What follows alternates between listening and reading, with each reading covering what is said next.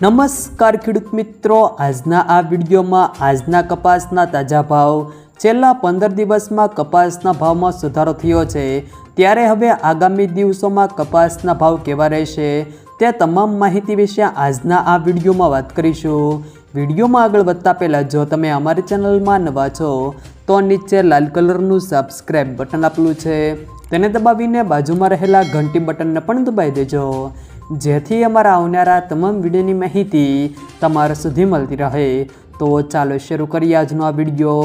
આજના કપાસના ભાવની વાત કરીએ તો ધ્રોલ 1200 થી 1500, ધારી 1091 થી 1555, રાજકોટ 1300 થી 1715, ધાંગધ્રા 1058 થી 1351, સાવરકુંડલા 1400 થી 1650, અમરેલી 840 થી 1680, બોટાદ 1301 થી 1668, જામજોધપુર 1451 થી 1636, જેતપુર 746 થી 1610, કાલાવાડ 1000 થી 1400, વાંકાનેર 1100 થી 1650, અંજાર 1395 થી 1395, બાબરા 1462 થી 1670, ગોંડલ 1111 થી 1651, જસદણ 1400 થી 1655, હળવદ 900 થી 1546, જામનગર 660 થી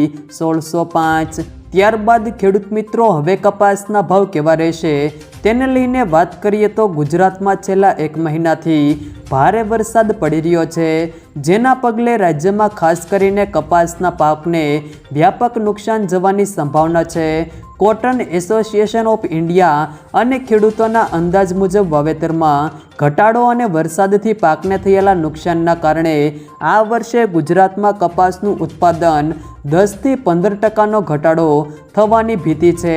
ખેડૂતોએ જણાવ્યું હતું કે જૂનમાં થયેલા વાવેતરને સૌથી વધારે નુકસાન થયું છે।